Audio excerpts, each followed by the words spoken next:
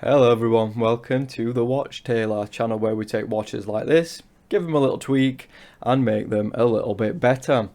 This one's going to be done a little bit differently like I did the Hublot, where I actually pre-did all the edits and then just talked through what I did and why I did it.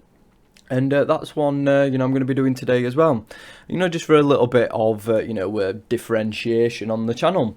So obviously we're going to be taking a look at this Christopher Ward, I think it's the C65 SuperCompressor. And there are, not many things wrong with this, but I have actually added a few little flourishes and changed a few things. And, that's what I'm going to be showing you today. So first things first, we obviously start with a duplicate so you can see, exactly what is going to be changing, so you've got a reference for both. So the first thing that I did was remove the branding. And the reason is that I actually want to update it to the new branding just to see what that looked like.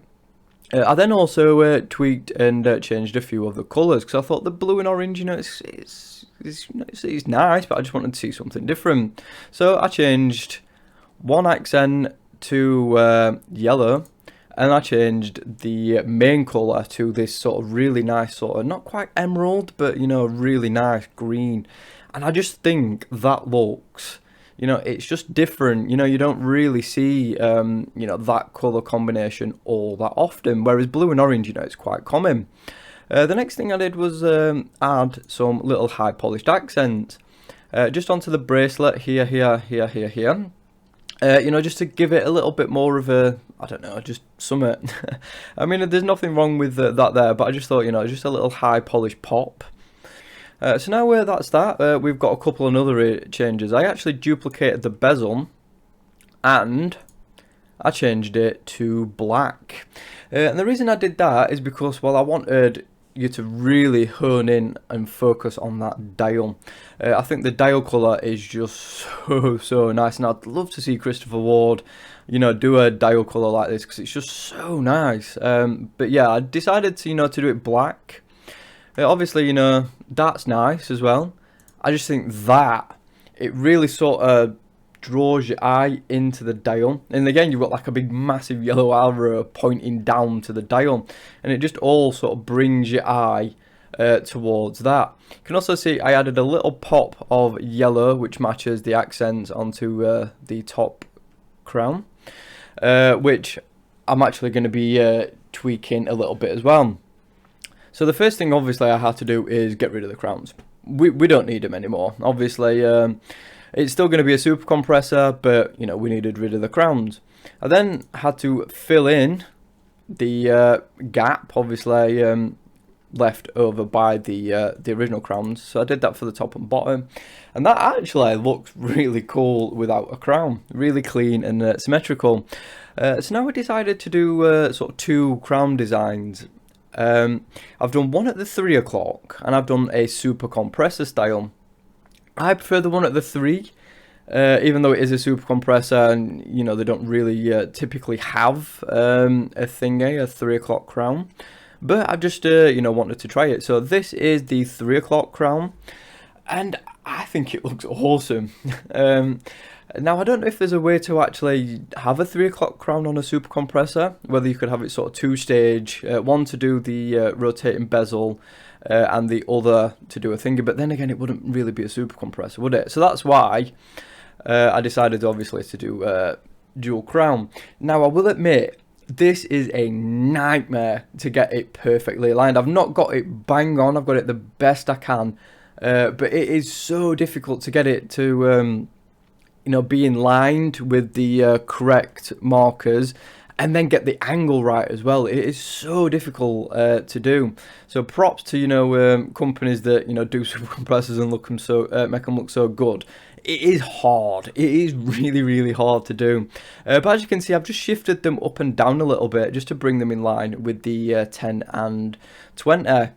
I don't know whether that's possible with the the movement and stuff that they've actually used in this one, but I just think it looks more balanced now. This is just a little bit off, but I mean it still works, but I just think it needed to be in line just to make it look better. And then you can also add a 3 o'clock crown in and have a triple crown.